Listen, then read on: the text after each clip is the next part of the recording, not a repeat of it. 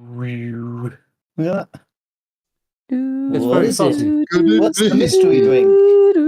What could it be? I think it's gin. It's water. Whoa!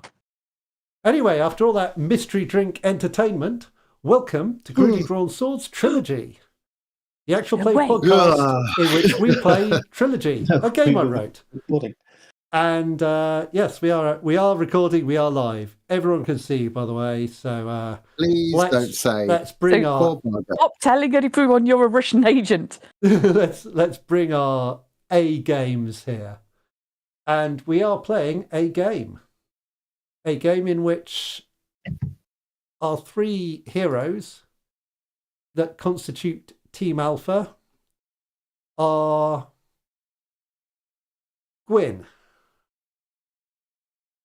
I am Gwyn, one of the three heroes that constitutes Team Alpha. And you're playing... I don't know, who am I playing? Percival Trilogy. Cleft? I have a spanner to throw into those works today, let me tell you. Oh, do you? Anders Rowe, I believe. Spanners. That's correct. Anders Rowe the spanner. And Stu. I am Brad Muscles, the second member of this dastardly trio. And Ali. Orquise Turpentine, who's demonstrating my vocal range. Someone please give me some voice acting work. Please. Please, employ me. My guinea pigs are starving. They so hungry. So hungry. So we have three players, we have three characters, all of whom are remarkable in their own way. When last we saw our heroes, they were making their way back from the town of Troggleshythe, where they had encountered a sinister anime-ass villain by the name of Colorath, and then heard the crab bells ringing from the carriage, charged down to find their allies beset by Skelebarians.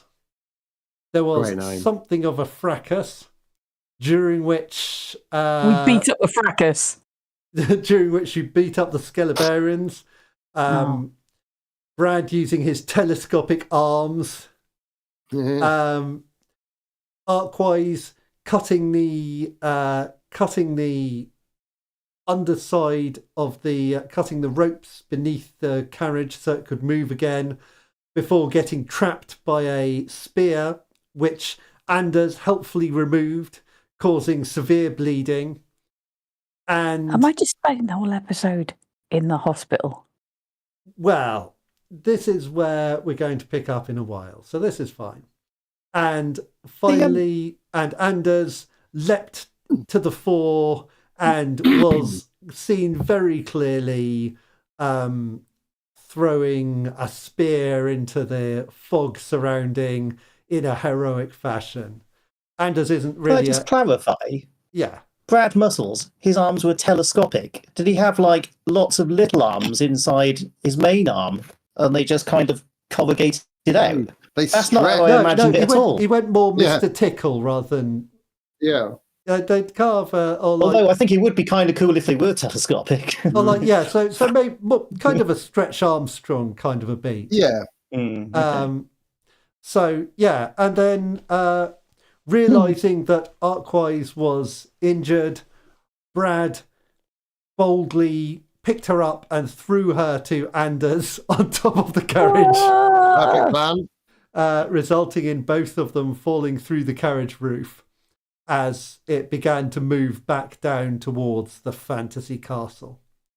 You returned, mourned your lost companion, who was in a nice comfortable hospital bed getting bandaged up, and then reported in to the Merry King, who was most perturbed to hear of the return of Colorath.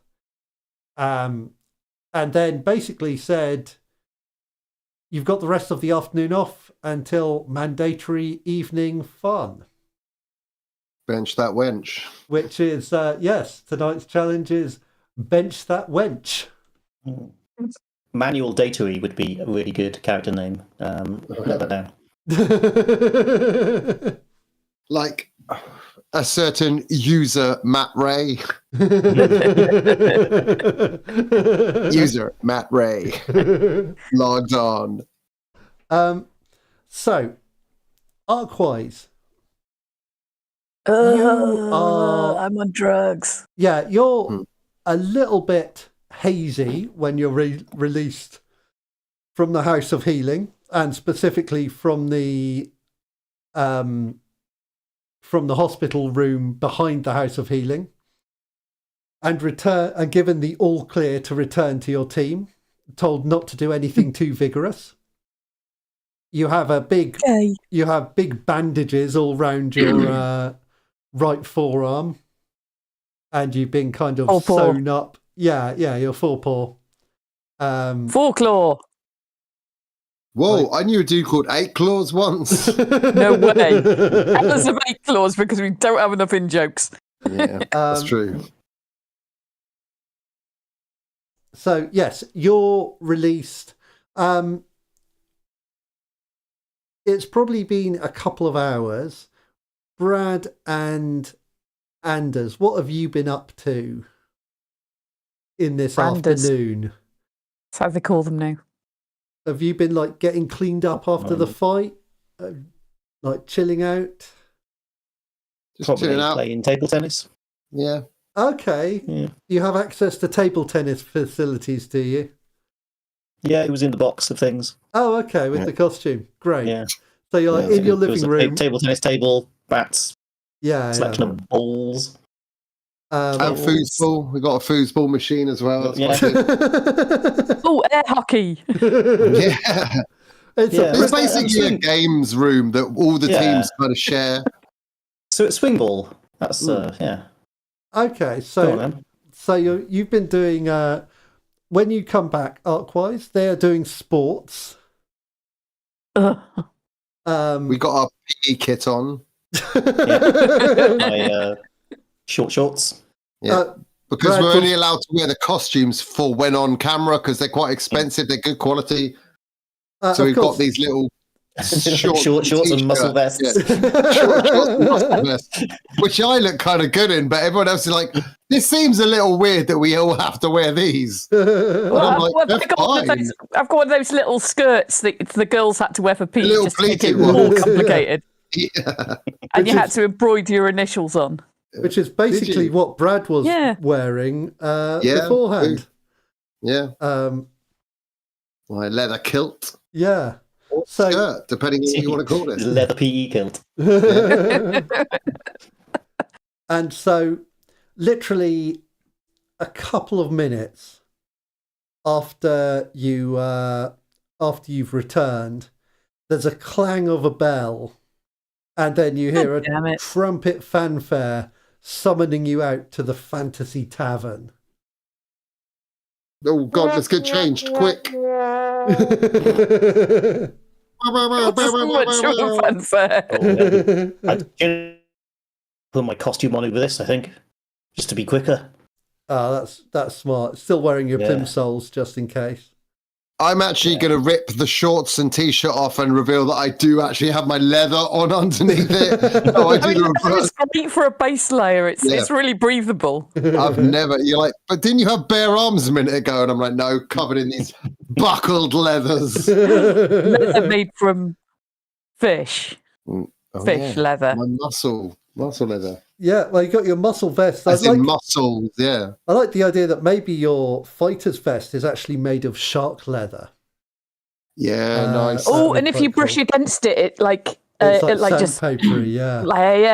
It braids. I can use that. You're wearing inside out because you're that hard. You need to sand anything down. Yeah. In like a hurry. Yeah, but like also... hold him still. I'll teach him. To be fair, that would be horrible. Also, if you need to climb up something steep, you can basically like grip onto it with your shark leather skin. Yeah. This is quite practical. We used to use it so when we were trying to catch whale sharks, We just kind of, like the Velcro suits that you used to be able to buy, we would just jump onto them and stick to the whale sharks. I got this from a Velcro shark. Yeah, you have to be careful though, because they're quite similar, but more dangerous shark whales. You couldn't do that with. And if you jumped on the wrong one, they were just way slippery. Like a greased weasel. So you come out to find that outside the Fantasy Tavern is a device that looks like a combination. It's like a wooden contraption that resembles a combination between a weightlifter's bench and a seesaw. And there's a herald with a little trumpet, and stood beside them is the tavern keeper, who has like a table full of ales beside her, and also 4 well-proportioned young women in dirndl type dresses. If you're not familiar with the dirndl, it's like the classic Oktoberfest type outfit. Oh, okay. So, yep, got it. In fact, exactly what you'd imagine a wench to be wearing. Wench. This is wench core gear. Very much wench kit, yeah. Sorry, I had never thought of the idea of a wench core aesthetic before. And I'm very pleased with it. You know it's the next one coming, right? I think that's going to be the title of the podcast episode. That's cool. So, I think as we... I will just spin up a scene here. This is going to be me running it. So hats are good. You're going to all There's not get many of them in points. wench hats, but I think...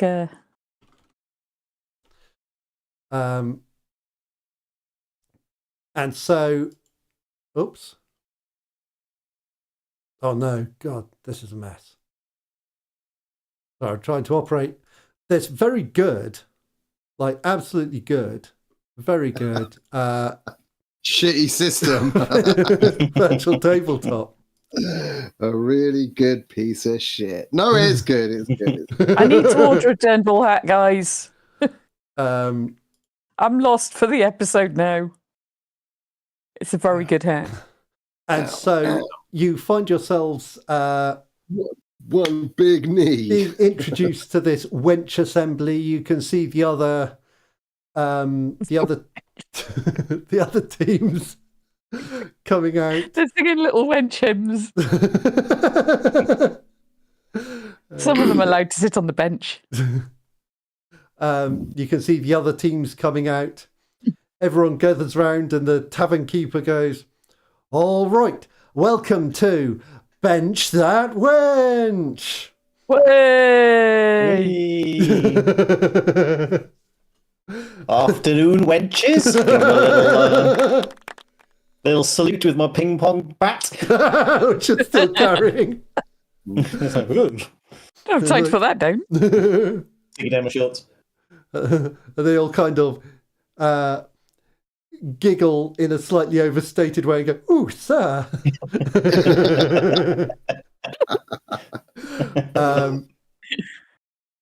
In a way where you've been thoroughly, patronised. and so Patro-wenched. the tavern keeper says, "Rules are very simple. It's 50 points for every wench that you can bench using the wench assembly. If you can bench all 4, including Big Deborah, you go home on maximum points. Now you may think, what are points to a fantasy hero like me? And indeed... What are points to a fantasy hero like me? Indeed, that is the question. But let me tell you this. Points can save you from the curse that we call the curse of Funevot. At the end of the week, someone here will be beset by the curse of Funevot.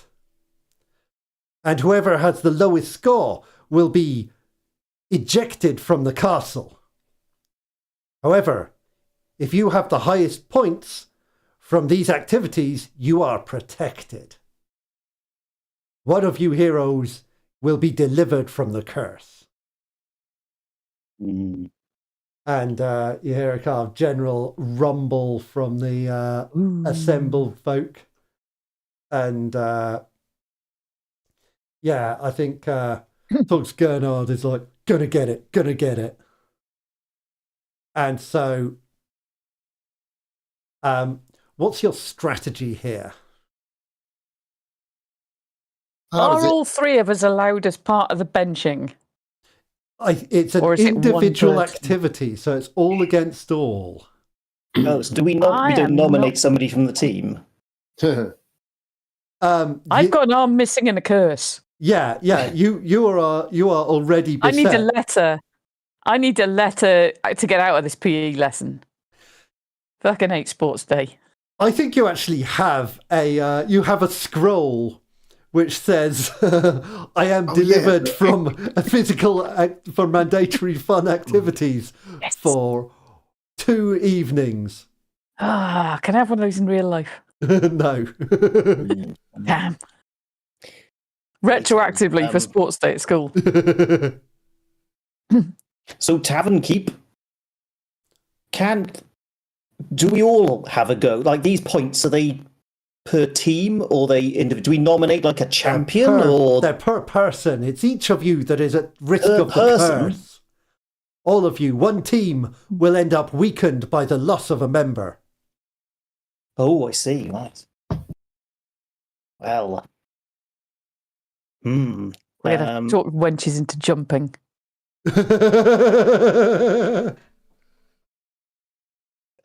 Maybe. Let's examine the wench assembly. Yeah, of course. How does it work? Good question. Let's try and investigate a place here. Let's see what we've got. You do have an action point each. Use it as and when you need to. I suspect I'm going to need to use it later. You might need to. I was going to say, I could really, investigate it. I'm going to need the point. Yeah. Just roll plus mind, is it? Yes. Roll plus mind, is it? 8. Lovely. 8. So you get one of the questions from the list.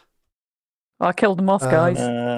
What's the greatest threat? What's the greatest threat is an amazing question in this scenario. That is. Yeah. Greatest threat? What's the best way in, out, or through? What is hidden here? What happened here recently? What advantage can I find here? What should I be on the lookout for? What evidence of personal thing can I find here? And you probably have an extra question to do with magic, which may not be relevant here, but there is there is also something like what magic maybe. I feel like it's probably not magic though. No, I don't think so. A straight up wench bencher. It is. That is what I'm saying. Yeah, your common or garden wench bench. Yeah. What advantage can I find here? Let's go on, Benjamin. Okay, so one thing that you're conscious of is that you are already at a 50-point penalty here because the Witch of the Swamp cursed you with the curse of weakness. So, is that all of us? No, it's Anders specifically. Oh, I thought it was me specifically. No, we had different curses. You all had different curses. I believe that your curse referred to the mandatory fun pub quiz. Right. So A Anders, lot of insects there.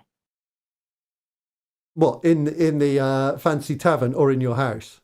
Yes, both. Okay, yeah, probably both. So one advantage you have is that looking around, you're probably not a big time competitor in this one. If you can get a little bit, that'll be great because it's going to be several days of activity that contribute to your score. If you can if you can come in a little bit above 0, brilliant. But the other advantage is you think that there's more advantage to be had from playing the other players than there is from trying to push the device. Like, you're already at a disadvantage, but you might A, be able to help Brad, B, keep yourself from bottom of the scale by figuring out ways to help other people to fail as much as helping yourself to succeed. Okay. To cut other people's tendons. A bit vicious, but I probably wouldn't do that. But I can see how that would make it harder for them to bench any wenches. Yeah, that would really get in the way. Fill the wenches full of helium. However, if everybody else fails to bench any wenches, I'm still last. Yes. So I feel like we're pushing the definition of advantage. We're less last. I'm cursed. I can make people be worse, but they still will be as bad as me. I'm not sure that's an advantage. So I guess the other advantage is you get a strong feeling that letting some other teams go first will give you an idea of what's going on. Okay, yeah. And like, maybe we see like Team Gamma going through and Imbaras, very determined, very focused, not very good at benching wenches, it turns out, but the configuration of this is basically the way that it's kind of the way it's set up means that you are actually applying leverage in a way that gives you way more. You're not physically lifting someone up. Like, it's not an impossible task. It's like so Ember manages to bench 2 wenches before. So what does it actually look like, this machine? So I was imagining like a bench, like a weightlifting bench, and then a contraption. You literally it's like a contraption with either end. But then on the other end of it is where the wenches sit, and as you like lift the thing, it like counterbalances and lifts the wenches on their side. And it's like, and so it starts out with one, and then you can get another person to stand on it, and so on. And so ultimately, you would theoretically be benching all 4 wenches. But that will be impressively difficult. But, for instance, if that machine was to break after round 1, they might have to abandon this. They might indeed. Or I was wondering if I could run my hand, extend my arm under the soil like a little mole, and then it comes up underneath the item and just grabs hold and just holds it down and then kind of lets it, and then it depends whether I could burrow my hand through the soil or not. Like a traitorous worm. That would be certainly challenging to do undetected, but it would be amazing if you got it done. Yeah, this is true. So, you can see that Ember kind of scores 2. Moki Trumpeter with his little spindly body and his skeleton geek physique really doesn't get any. That's a 0. We're not last, guys. Well, in fairness, Anders is still last. Minus 50. Less last. And to be clear, 50 points is 1 wench, so... but that means that I've got to bench 2 wenches. Yeah. With my strength of -1. Maybe that's where my little arm trick's going to come in to give Anders and Arkwise the edge. Yeah, Arkwise is excused, but won't get points for it. Oh, so you can last anyway for being ill. I'll whisper to Arkwise that being heroic. Arkwise, I don't know why I'm talking like this either, because this is the voice. That's not going to play. Fantasy world. That won't play well with the viewers. You gotta give it a go, lass. You gotta give it a go. If you fail, they'll like you for it. They'll like you. Okay, so you're thinking a hero. You gotta do it. And who knows? It might just be okay. Trust old Brad Muscles, the farmer. He's gonna shut a cord up his sleeve. But who knew? Who knew? That sometimes when I'm conspiratorial, I talk like this. That's one or two. Oh no, that was going too far. I'm glad I stopped that one. You're in one. Yeah. Yeah, so Arukio Pomoxis, who's kind of like the thief's gear wearer from that team, she benches 3, really surprisingly strong.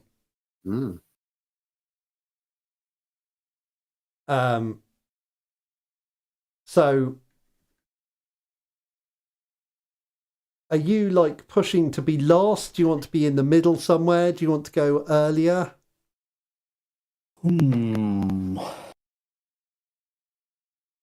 I guess we don't want to go last because, well, I mean, I'm not sure what the plan is here, really. I mean, we could try and break the machine. We could just try and go for it and hope for the best. That seems like a bad idea. I'm just going to ham it up to the audience. Well, you're going to be on 0 regardless, unless you go for it, Ali. Right, all right. I'm going to be on -50. Like, really? We want to... Brad's crazy strong, so he's plausibly going to be fine whatever happens. I'm fine. In this game, this is my game. Are there more games after this one? Before the evening, there's like an evening activity. Okay. Each evening, there's like a kind of stupid evening party games type thing of some kind. It's a knockout. Yeah, that kind of like the classic reality TV bullshit, basically. So this is like the evening challenge. Okay.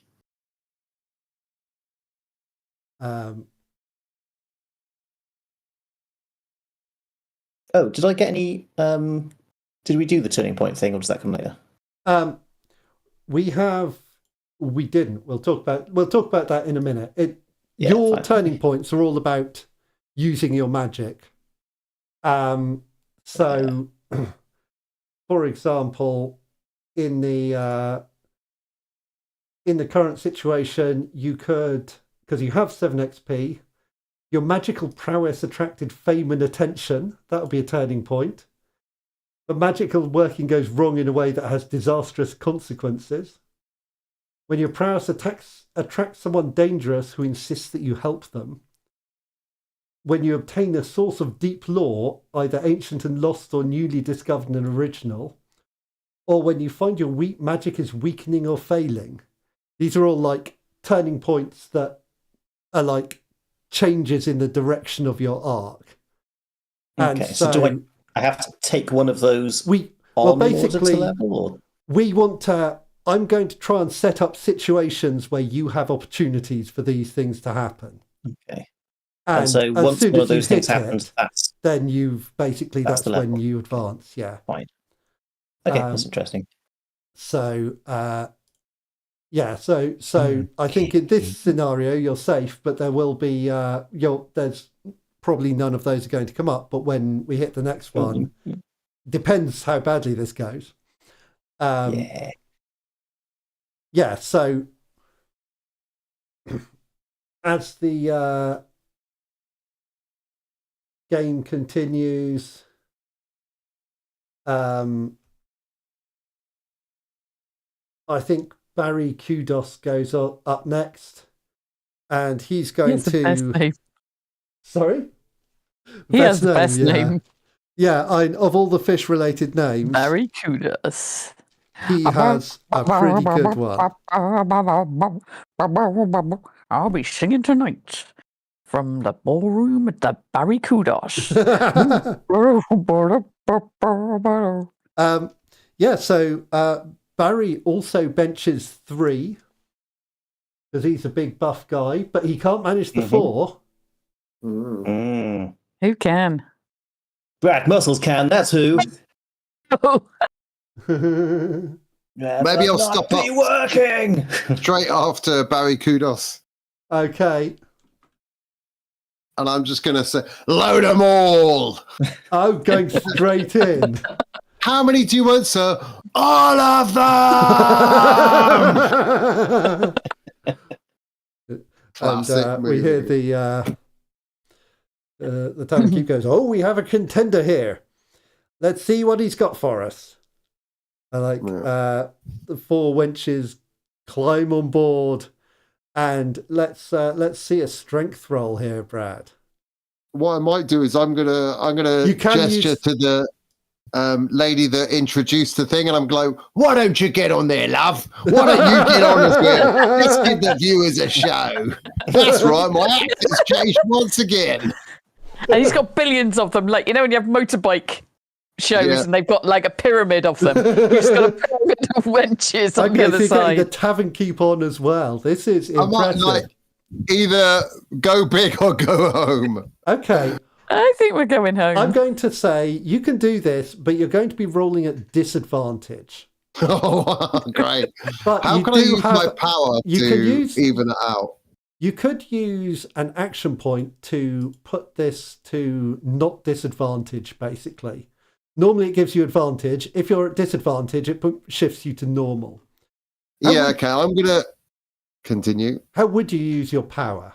I think I'm going to start to kind of, like a battery, I'm going to start burning energy under my skin so it swells into my muscles.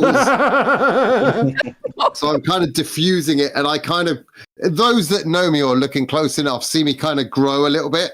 I'm now like 3 feet taller. Everyone's like, wow, he's looking large over there. 3 feet? No, maybe not 3 feet. Okay, maybe like so you can't. It's quite swollen. 3 feet would be like. If you look closely, rolling on the bench. It just gets on the bench and crushes it.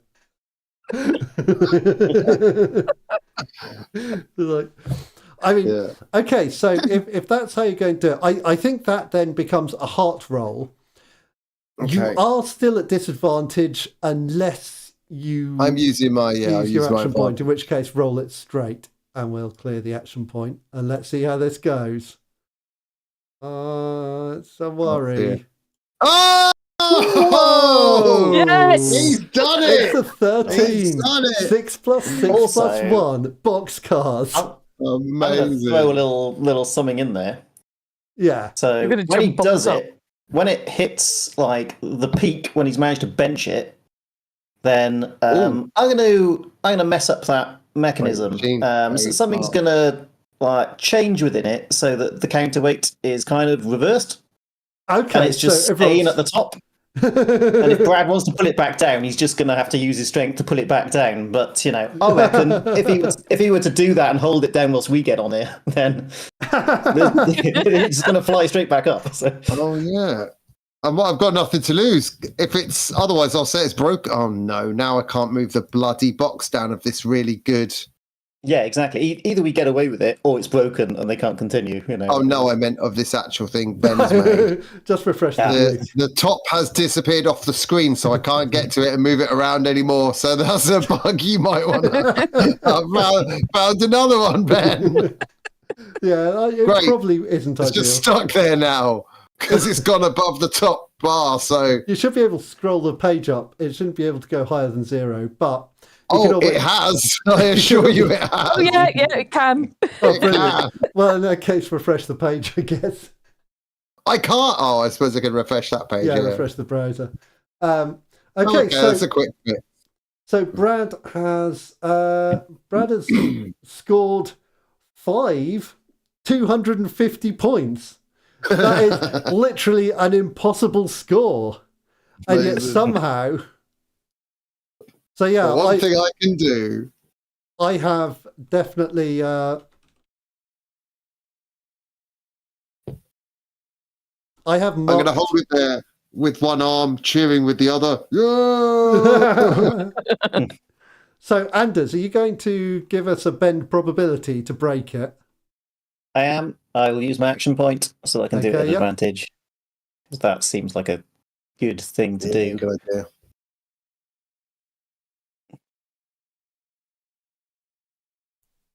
Which will get me a 10. Oh, nice. full success.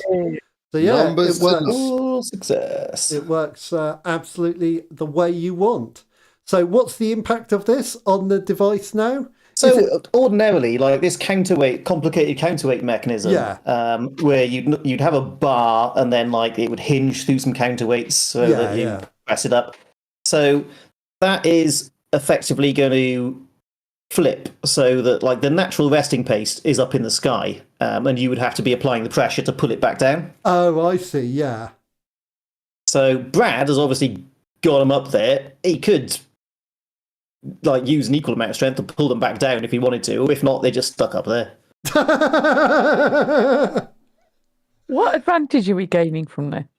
It's broken, we don't have to do it. Or the follow-up is then like an amusing little comedy routine where like, I get into my short shorts and muscle vest, do a little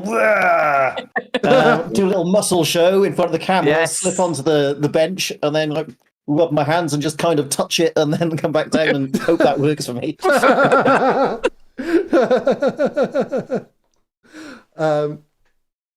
Wow, yeah, so this sounds impressive. So Brad, what do you do when you realise that they're up there and they're staying up there? I mean, I guess I'll just kind of walk away. Like, yeah, that was all me. I broke that. I'm that strong.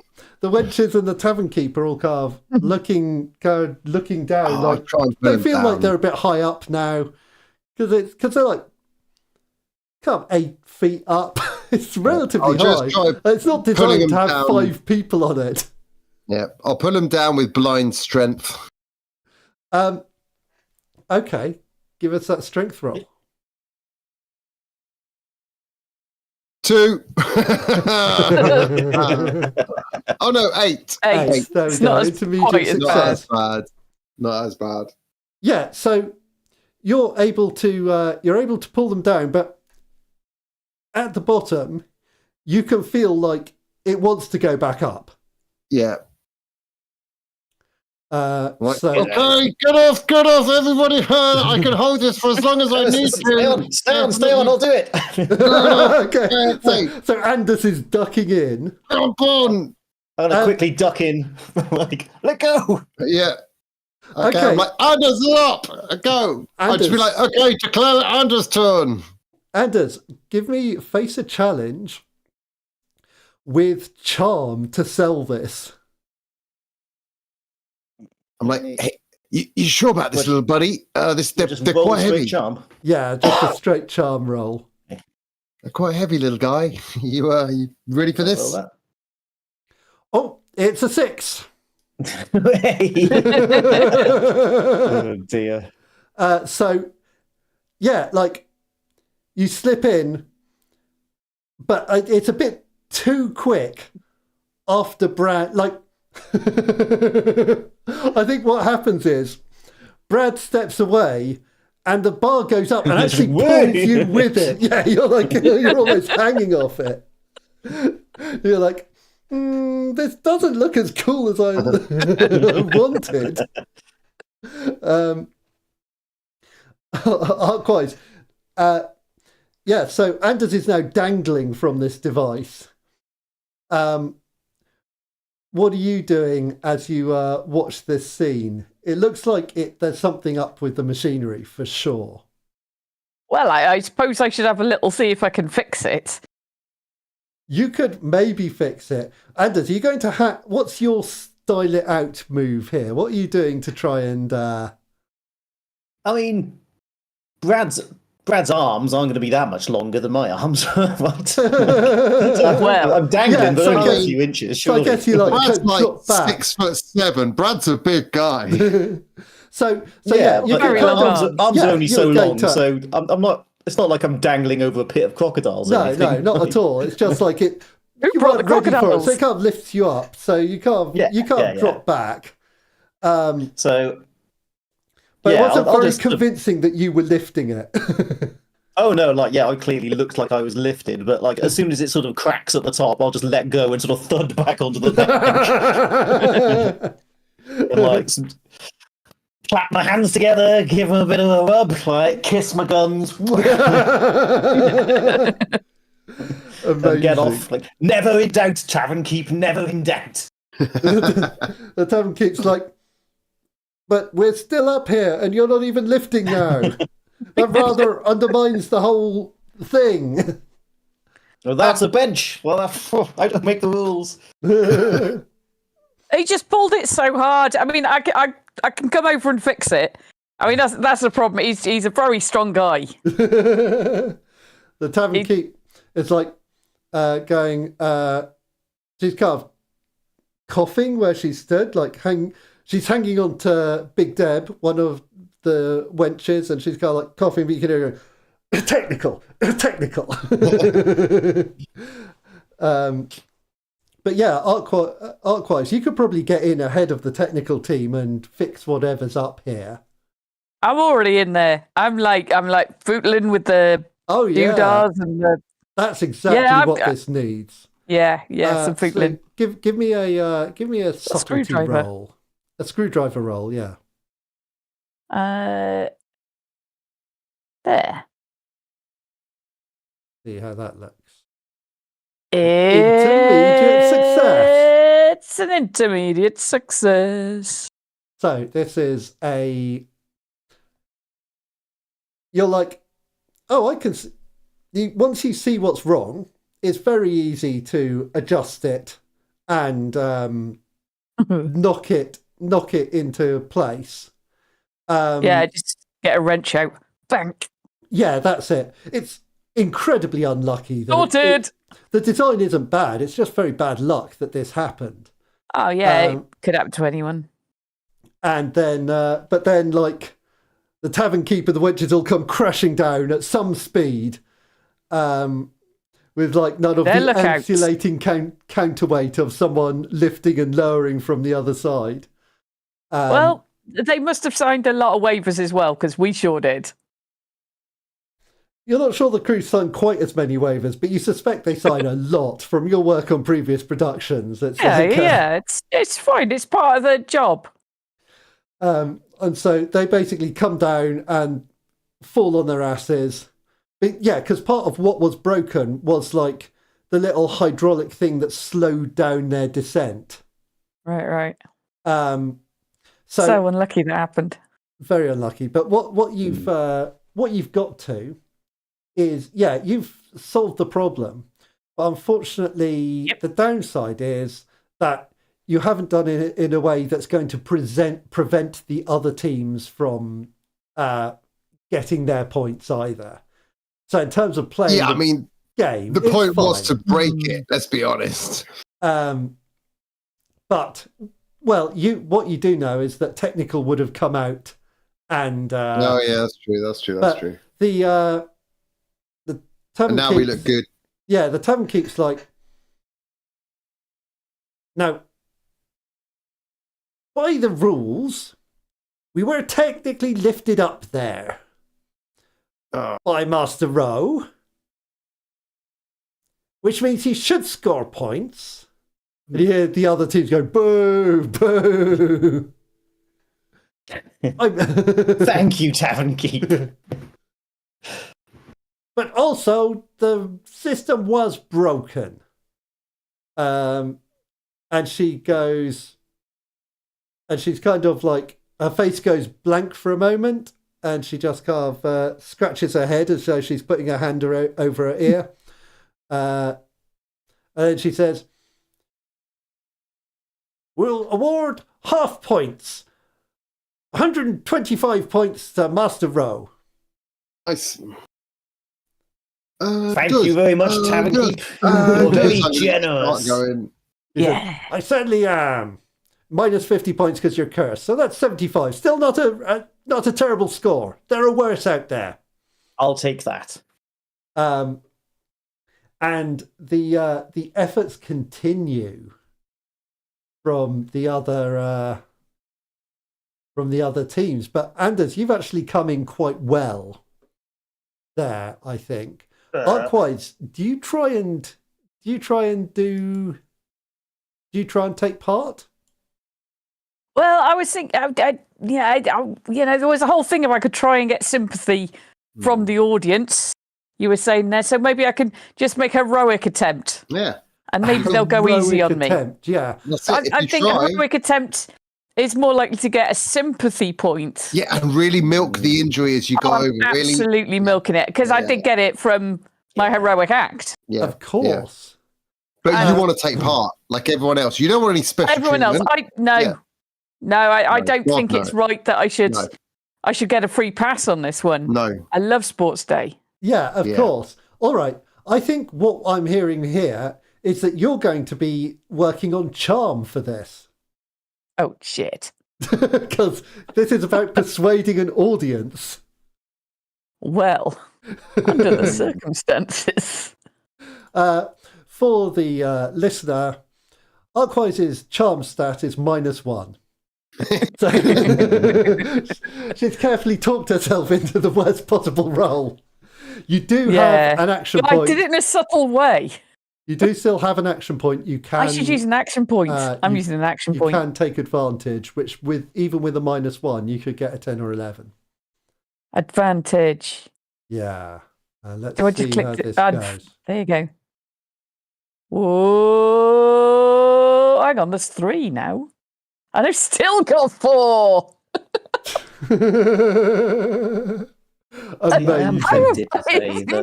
That is not even possible. This might be an ideal opportunity to dump probability. Well, as she does this. Great. Okay, let's see a dump probability roll. Let me just have a look at the Wheel of Fortune again. The Wheel of Fortune. Roll 65 was effective. One universe ends. Surface you're standing on is effective. A solid physical object nearby. A living creature. Something belonging there. Yeah, that sounds like a fun. We're getting a lot of mileage out of this. This is. Yeah. Go on. I'm gonna dump my probability. Bing. Oh. Okay. 5. It's going well. Okay, this is good. Dump probability. Something like. Yeah, dump probability on a. What does it mean message in the chat. Failure. Message in the chat. What's it saying? I don't chat. Wish Lake a happy birthday. Happy birthday, Lake. Happy birthday, Lake. Cheers. Happy birthday, Lake. Cheers. Thanks for subscribe, follow, comment. Like and subscribe. Yeah, okay, so on a 6-, I make a move as hard as I want. And roll the Wheel of Fortune. I mean, let's see. Could end the universe. Could get us a point. Well, it can't end the universe because that's on a 1 and it's 2d6. I feel like if we took a disadvantage to that. Depends how hard you want to end it, really. Yeah, that's true. I could give you a -1, I guess. Yeah, let's see what the roll of Wheel of Fortune has to say, because I do like that little random table. That is the main reason to dump probability, really. Yeah. All right, we will. It says whoop whoop whoop whoop whoop. 10 on the 10, which is your history with somebody nearby. And that is affected in a way that is described by 8. Things are much the same, but strange or unlikely. Strange or unlikely. Okay, and so this is tied into. And I guess I'm assuming that I don't lose any of the probability that I started with as well. You retain your probability, yes. Yeah.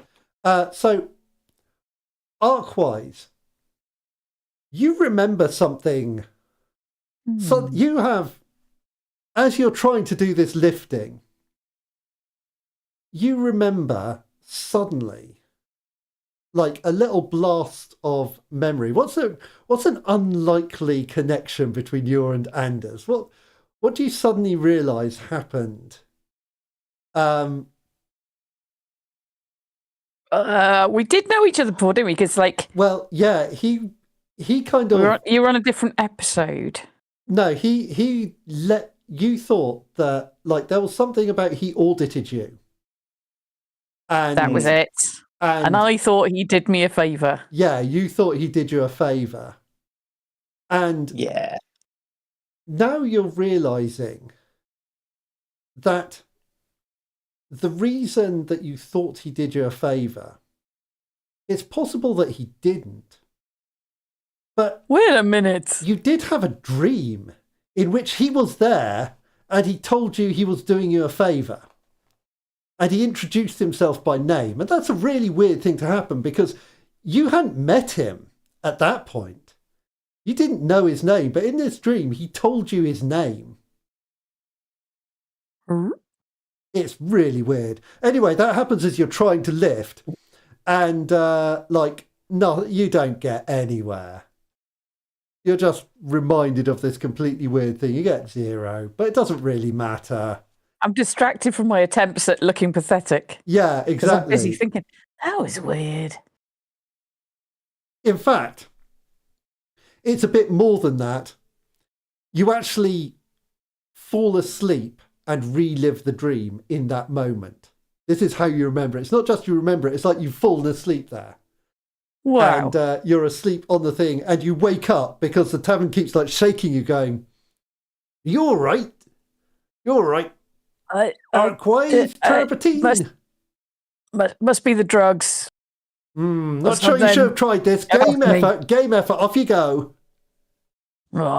Start a round of applause in the background for it. Both Anders and Brad try and start a round of applause. No one else picks it up. Just dies awkwardly. It's painful. It really is.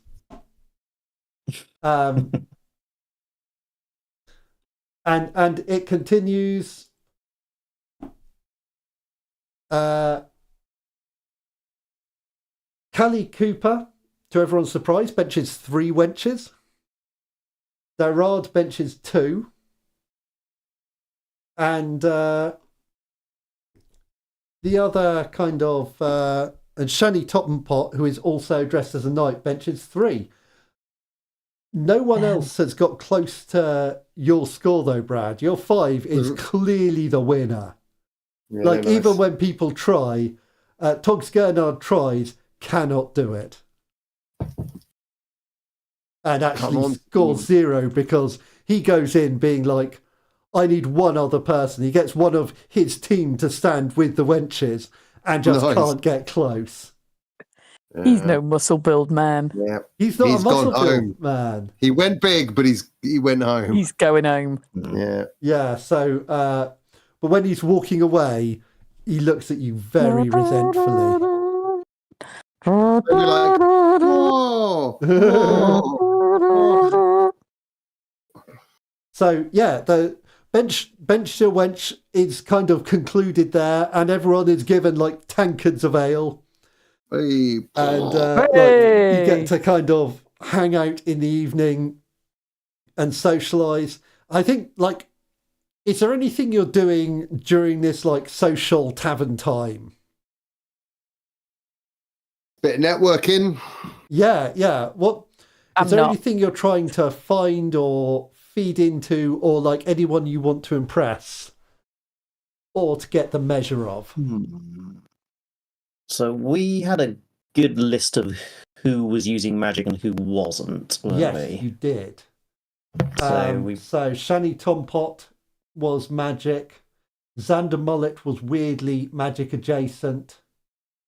Ember Rass was magic. Callie Cooper was magic.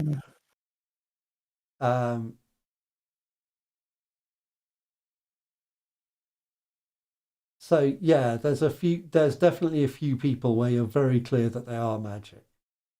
Yeah, I think I will probably just try to position myself to network with those people. Okay, cool. I think that... And kind of just... so that's Ember, Ras, Rockio, Callie... Yeah. And maybe Shani? Yeah. Shani, and there is the Xander Mullet, who's always seems really sweet and is kind of... But Xander Mullet, I'd noted that he was a bit arcanely weird, but he didn't appear to be using magic when I was checking that out. He actually magical. Yeah. And to be... But Callie... Yeah, Callie... Callie we've got a rapport with anyway, but Amber, Ras and Rockio are probably worth... Yeah, okay. So do you want to try examine a person on maybe Ember? Yeah. Or let's see what we get there. These are both charm, which is one of your positive stats. So, Our gamer. Investigate a person. Did you say? Examine a person. Yeah. Was it gone? Oh, there it is. Right near the top. Boop, boop, boop. An 8. That comes up with an 8. And what did I say Ember was? Ember, Ras, stylish blonde power dressing lady. Yeah. So you have questions from the following list. Whose interests are they working in right now? Do they believe what they're talking about? Do they mean to harm to person, place, or thing? What are they trying to hide? What would it take to persuade them to my side? What do they intend to do? And what are they really feeling? Let's go for what would it take to win them to my side? Yep. And whose interests are they working in right now? Okay, so the first one, whose interests are they working in? You get a very clear picture that Ember Ras she's determined to win. Like, she radiates ambition. And you think that she is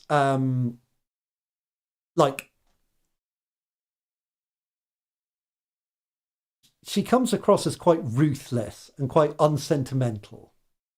So you think that she would definitely stab you in the back if she thought it was in her interests.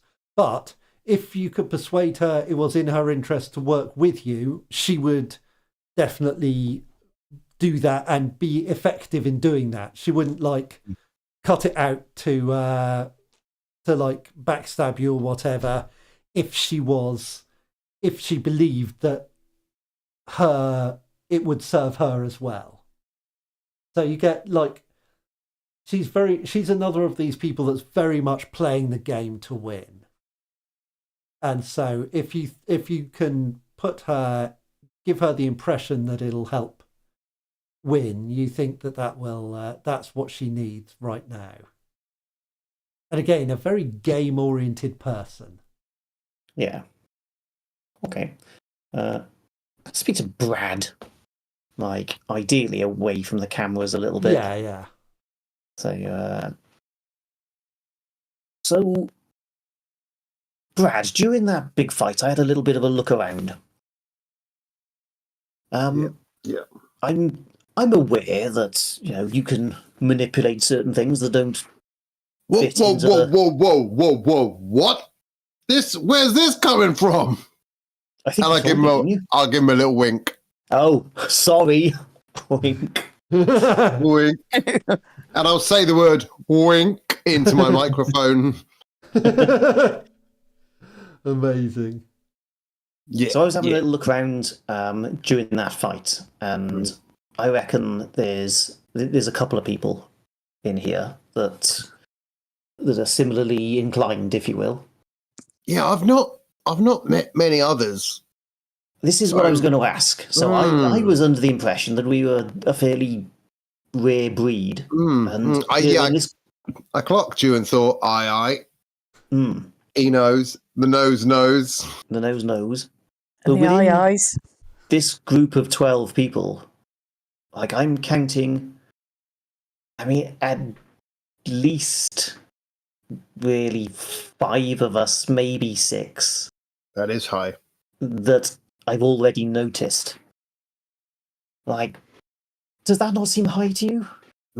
I also wonder if we've noticed, maybe the cameras have noticed. Maybe. Maybe. Not. I don't know. I use the cover of smoke, but yeah, it's a high number. I don't know where I'm from now. Does it seem to you? This is what I'm thinking, that maybe it's not by accident that there's that higher proportion of people in here. Even the others that are here, even if they're perhaps not using anything arcane, they are either sort of sufficiently highly trained or leaning into it that it could be taken for that if, for instance, you were trying to assemble a big group of people that could manipulate these things. Yeah. With the exception of Arkwise, maybe. I don't know. Yeah, she does not like magic. She doesn't like magic, no. But what do we do then? What do we do going forwards? Well, I just think at this point, I just think that it's interesting that there's a collection of people all in one place. I wonder if that is a result of peculiar things happening to us because of the way that we change things, or whether it's deliberate on the part of whoever's behind this show, and whether we found our way here due to some other purpose, and how that all fits together, really. Have we spoken to any of the others? I mean, we've spoken to Callie. Yeah, but have we mentioned, we know, yeah. I think I've given her a sort of subtle nod. Maybe that's not enough. Maybe, no, what, more of a headbutt, you think? Yeah, just kind of a verbal headbutt. You know what I was saying. A talk butt, we call them back in the army, in the fishing corps. In the Navy. Yeah, I was going to say Navy. Well, Emberas, Rockio, I'm pretty sure I saw them using magic. Dariade, I think they're not, and in fact, I think that maybe they are a threat to those who do. Interesting. Chani, possibly. Maybe something weird about Xander Mullet. So maybe we just need to at least talk to Callie in less subtle ways and just get her take. I wonder whether we need to be raising this, and if we do, then at what point we start to break cover. Well, I mean, like Emberas could just sell us out for her own game. Yeah, let's just keep it. Like I would say, if we want to talk to anyone, talk to Callie. But beyond that, let's just kind of maybe we keep an eye on what kind of tasks / competitions we have to do, and how many we feel forced to use kind of our abilities versus not, that sort of thing. I was curious as to whether each team contained somebody that was actively hunting those people, because Arkwise is very, very anti-us. But I mean, if it's Arkwise, we'll be all right. I'll look over at her and kind of roll my eyes and give her the wanker.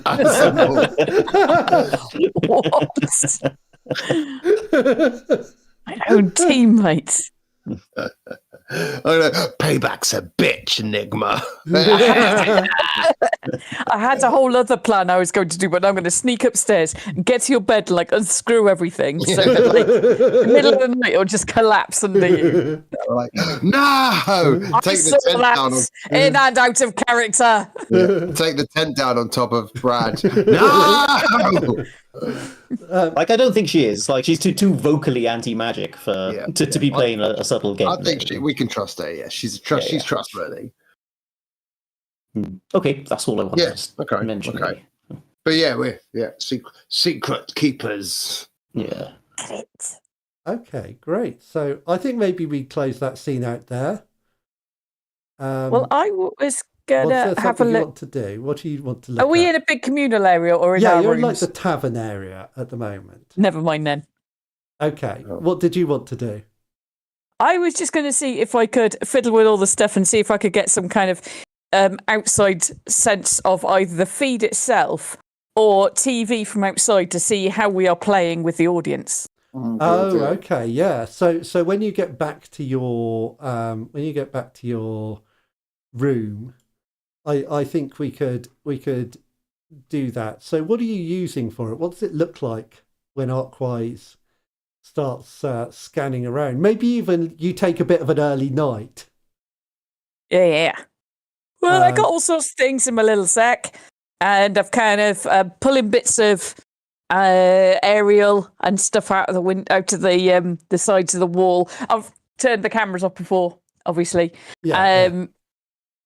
So I'm just assuming that I can use a system to be able to get information from the outside as well as from the inside. I don't know if that's going to be possible, but it probably is. I'm really good with stuff like this. You are good at it, yeah. Got some little bits of circuit board and things. So I've got a little Raspberry Pi. Yeah, I don't really understand that, but let's imagine I did do research. Maybe stole a little monitor from the hospital while you're in there, just pocketed it on your way out. It's just one of the little ones they use. It was just to get a sense of how we're playing with the audiences. What are our numbers? Yeah, good idea. I mean, it's going to be covered a lot on telly because it's a big game, innit? Also, you've just got the hospital Wi-Fi password now because you've been in there for a few days. So you can just log on, go to Fantasy Player, and it's not as complicated. Just go to Channel 1, Fantasy Castle. Done. It's password 1. Yeah, done. Yeah, okay. So I think this is going to be subtlety. So if we do a face a challenge with that. Boom. Also, see how it looks. You could probably hack the phone lines as well and fake the numbers. 12. Yes. Very strong. We are rolling big tonight. So you're able to locate the feeds and get a picture of, you get an idea of what's going out. Bad news, due to the time delay, it actually is you snoozing on the wench bench that you actually see.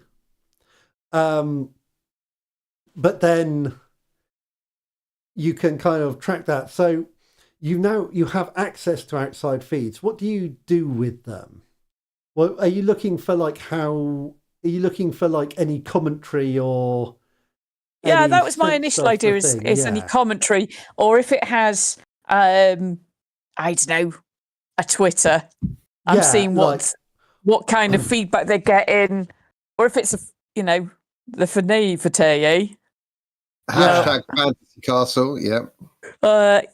Just see what kind of results we're looking at, what people are saying, what the hashtags are. Yeah. So, what do we think this? I have two ideas here. Oh dear. I don't know which one I like better. But this was a success. So, how would you like it to be going? What do you think would be fun? Oh. I'm pretty sure that we should have got quite a lot of good stuff from the stuff we did yesterday. Yeah, exactly. That we were pretty heroic, and I reckon the crashing through the thingy, that was pretty good. I think it's probably starting to be people being a little bit sus after Bench the Wench thing. Yeah, okay. Because it all went a bit weird when we went on there, so I think there's a few conspiracy theorists. Yeah, okay. There's some conspiracy theories, but there's also people generally like what they're seeing of Team Alpha. Yeah. Okay. Yeah. No, that's great. It's just got a bit of a turn on it since the. I mean, obviously, it's happening right now, so they've just starting to comment on the incident with the quintuple wench pull. Yeah. Okay, that's great. The other thing I was vaguely wondering about was it's not being broadcast. And you don't know why. It's like, that would be a pretty wild twist.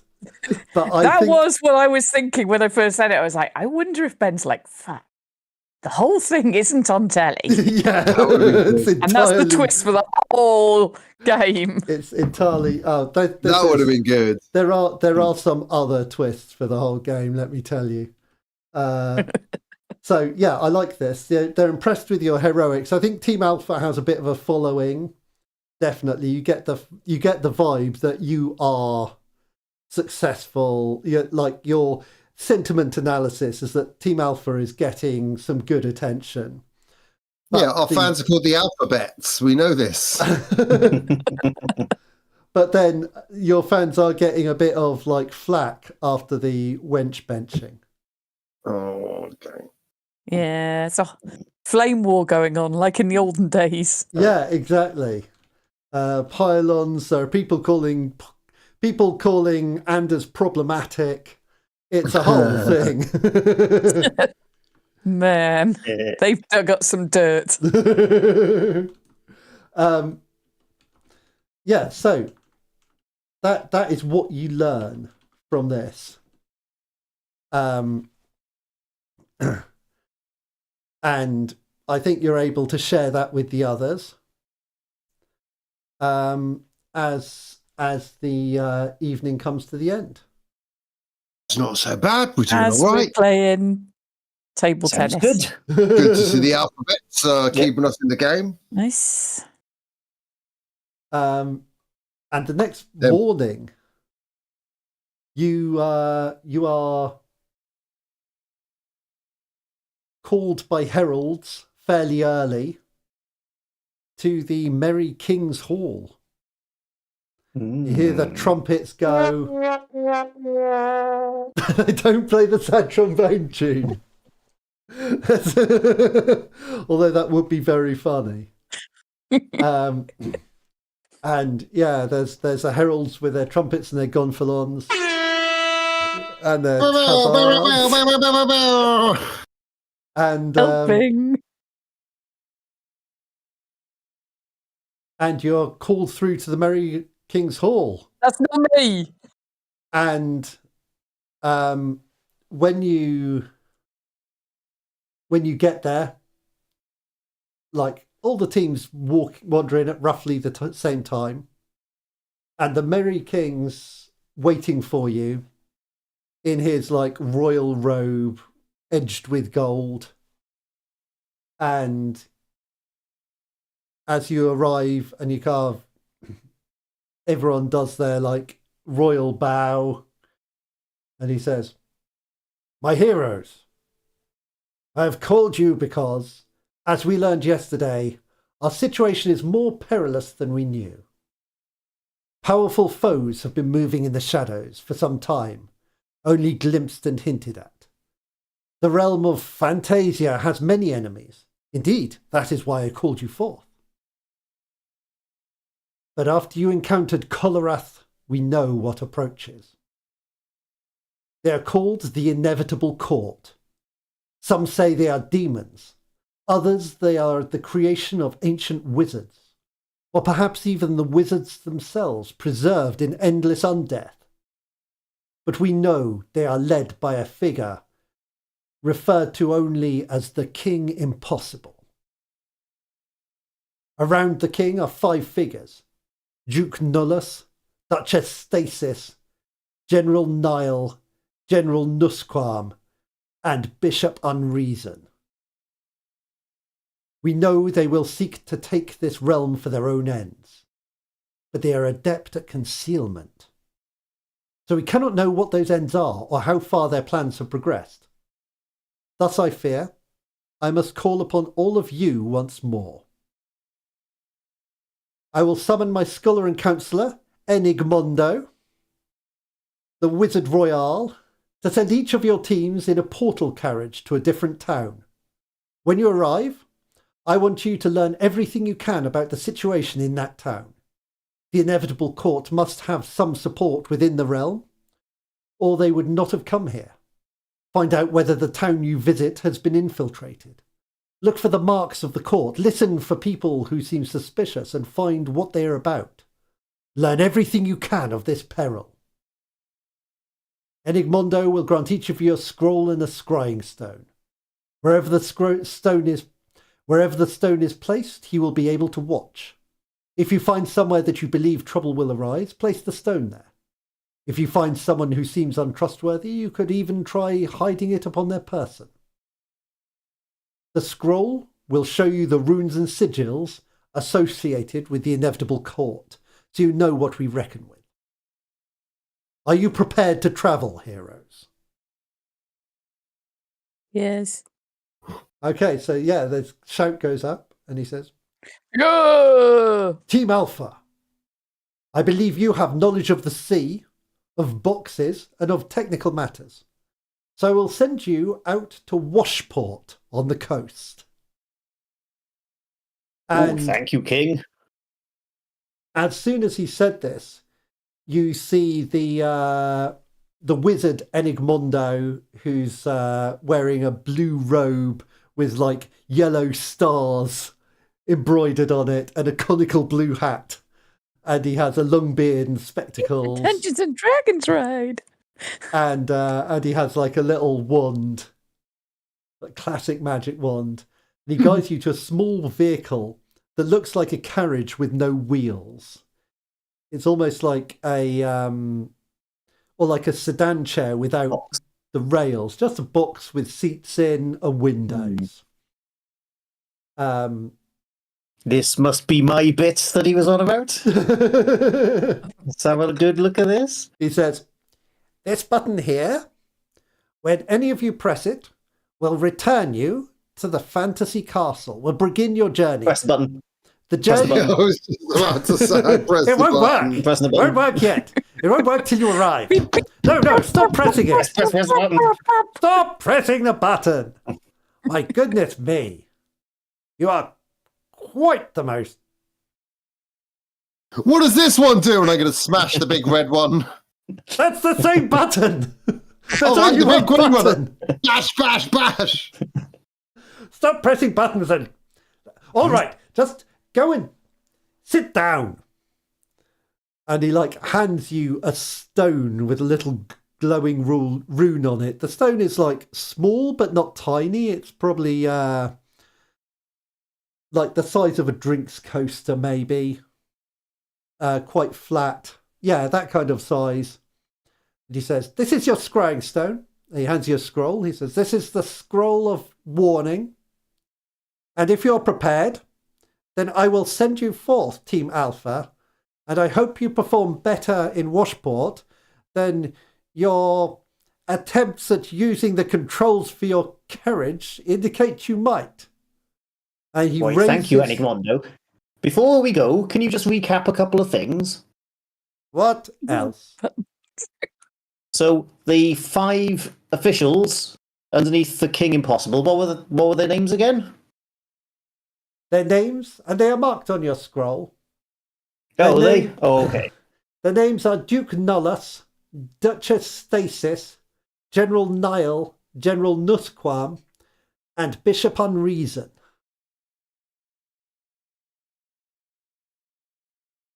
Yeah, how many Duke more? Nullus, Duchess Stasis, Okay.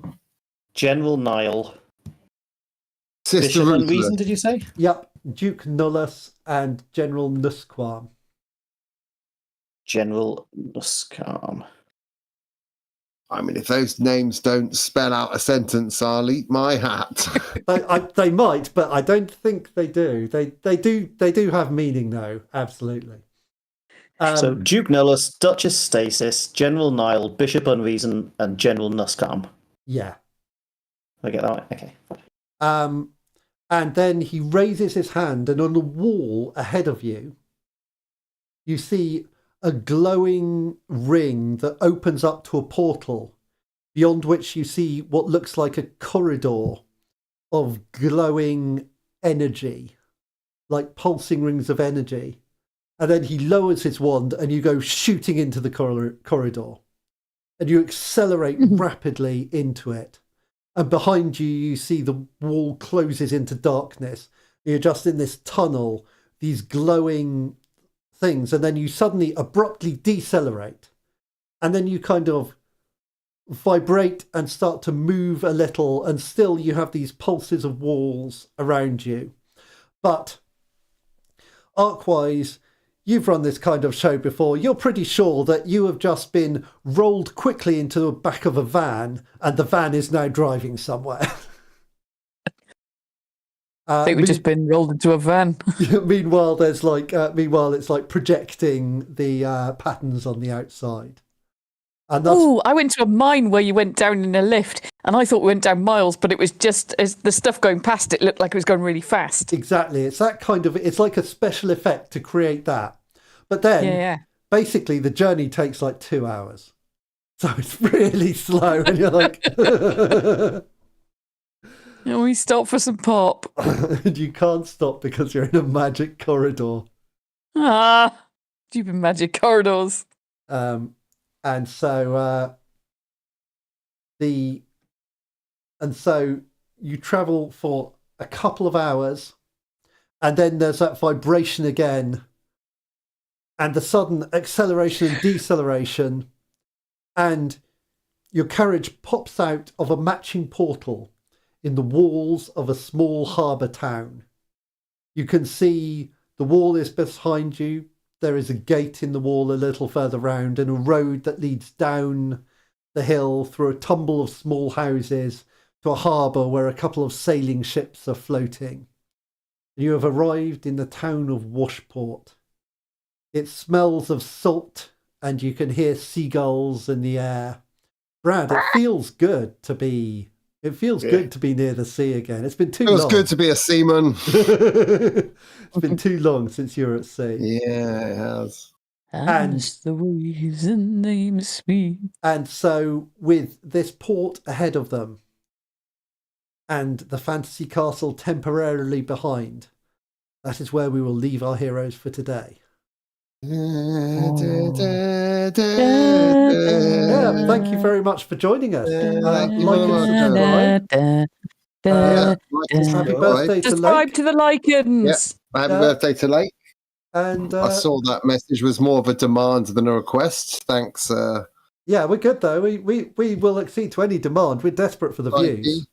We got up to 4. I mean, 4, I don't want to say a please would have been nice, I'm just saying. Just saying, we're still people. We still care. Our feelings. Yeah, and I hope that... Happy birthday all. Yeah, and happy Tory Obliteration Night, here's hoping. And Independence Day, if you're... Oh, yeah, happy Independence Day. Congratulations on getting rid of kings so hard that you can now have a king again. Well done, America. Great job. Mad. Absolutely mad. Yeah. We don't care if we alienate They could have our one. Yeah, they could have ours. He's fine. And France? What the fuck? Yeah, honestly. Come on, world. Come on. Sort it out. Get your shit together. Sort it out, man. Yeah, it's not like a spooky bureaucracy, our uplifting spooky bureaucracy world. Turns out the real world is worse than our weird skeleton dystopia we've created. Yeah. Man. Always people are happy. Maybe that's how they can fix all the countries. By more skeletons. More skeletons. Yeah, they should find my skeleton in these countries and it'll sort out their political systems right off. That's not... I don't think, I'm not up to speed. I haven't read the third book, but I don't think that's not far off how the Locked Tomb stories start, actually. It's like, what if we solved the problems of the world with necromancy? Turns out that does cause other problems. You should read them, really? You'd like them. They're fun. Would I? What are they called? The first one is called Gideon the Ninth. It's the one you keep saying I've read and I haven't read. Yeah, I feel like you should are we still live? We are still live. All right. Hey, guys. Night. Good night.